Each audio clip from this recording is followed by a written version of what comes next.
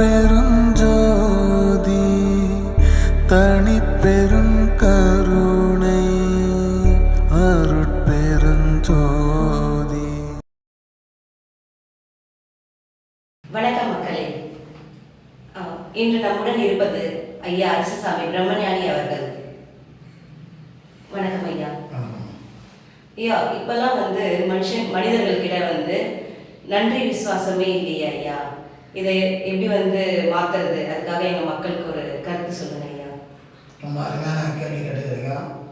அருட்பெரும் ஜோதி அருட்பெரும் ஜோதி தனிப்பெரும் கருணை அருட்பெரும் ஜோதி எல்லா உயிர்களும் இன்புற்று வாழ்க வள்ளல் மலரடி வாழ்க வாழ்க கொல்லா விரதம் உலகமெல்லாம் ஓங்குக.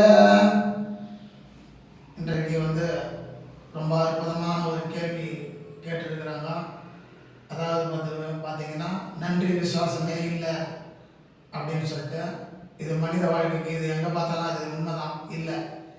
இதுக்கு காரணம் என்ன அப்படின்னு பார்த்தீங்கன்னா, மனிதர்கள்கிட்ட பார்த்தீங்கன்னா இன்னைக்கு எல்லாமே பணம்ன்ற அந்த ஒரு எண்ணத்தினால கவலை, நோய், துன்பம் இது போன்ற செயல்களில் வந்ததுனால தான் என்ன ஆகிப்போச்சுன்னா நன்றி விசுவாசம் இல்லாத போச்சு. இப்போ இந்த நன்றி விசுவாசம் வரணும் அப்படின்னா அதுக்கு ஒரு அற்புதமான வழிகள்லாம் ஞானிகளை சொல்லிட்டு போகிறாங்க. அதாவது திருவள்ளுவர் ரொம்ப அற்புதமாக சொல்வார் திருக்குறளில், காலத்தினால் செய்த நன்றி சிறிதேனும் ஞானத்தினால் மானப்பெறுகின்ற. இப்போ ஒருத்தருக்கு அந்த தேவைப்படும் போது அந்த காலம் அந்த நேரத்துக்கு போய் நம்ம அந்த உதவி செய்தோம்னா அவங்கள நாம் நன்றி மறக்கக்கூடாது. எந்த நேரத்துலையும் அவங்க மறக்கக்கூடாது. அந்த உதவி சிறிதாக இருந்தால் கூட சொல்கிறேன்.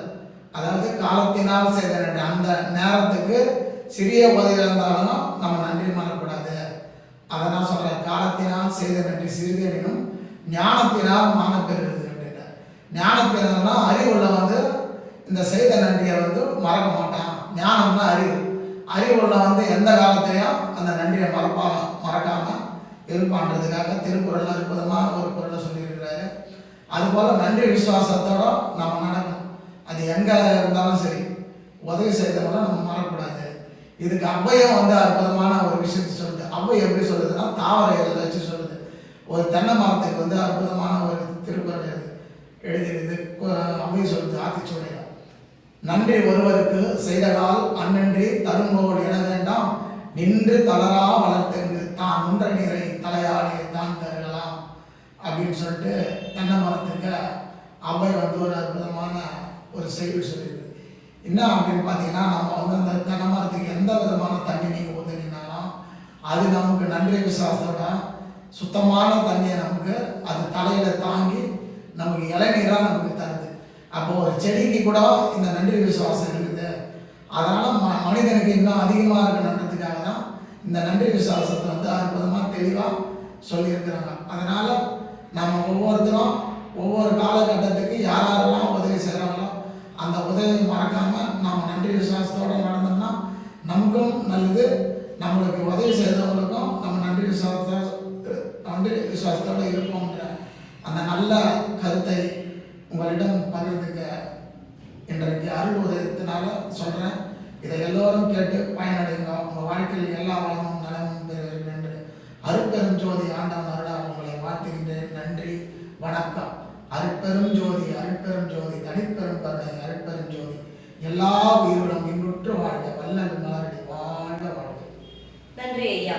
எங்கள் நேயர்களுக்கு இன்று அருமையான ஒரு தகவலை கொடுத்தீங்க. நன்றி விசுவாசம் அப்படின்ற விஷயத்தை வச்சு என்னெல்லாம் திருக்குறள் மூலமாகவும் ஆத்திச்சூடி மூலமாகவும் இருந்த கருத்துக்களை எல்லாம் அழகாக எங்களுக்கு விளக்கி கூறினீங்க. இது மூலமாக எங்கள் நேயர்களும் மக்கள்களும் பயனடைவார்கள்ன்றது நான் நம்புகிறேன். நன்றி ஐயா.